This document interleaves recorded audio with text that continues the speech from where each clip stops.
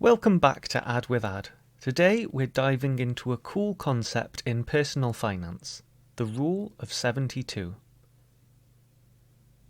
This simple rule can help you to estimate how long it will take for your investments to double. Let's explore how it works and how it is derived.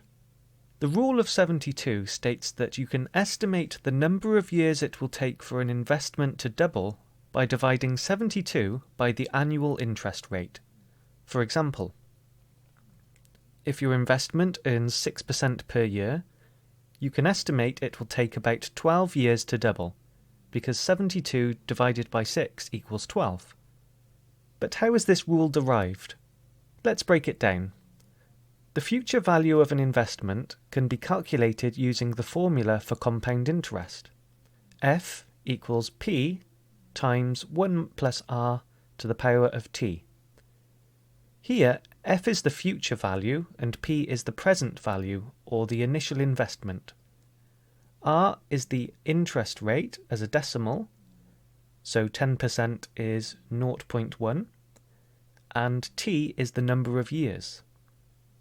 If we want to find out how long it takes to double our investment, we set F to 2 times P.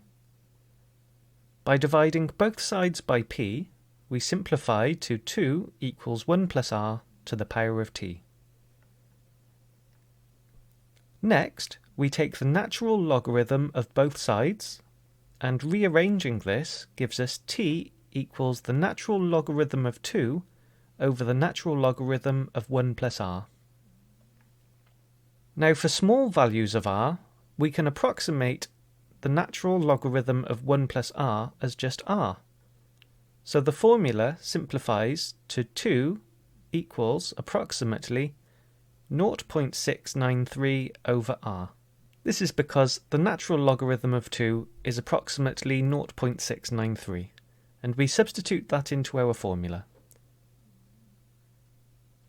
The last step is a little more approximation. We just change the top number to 72.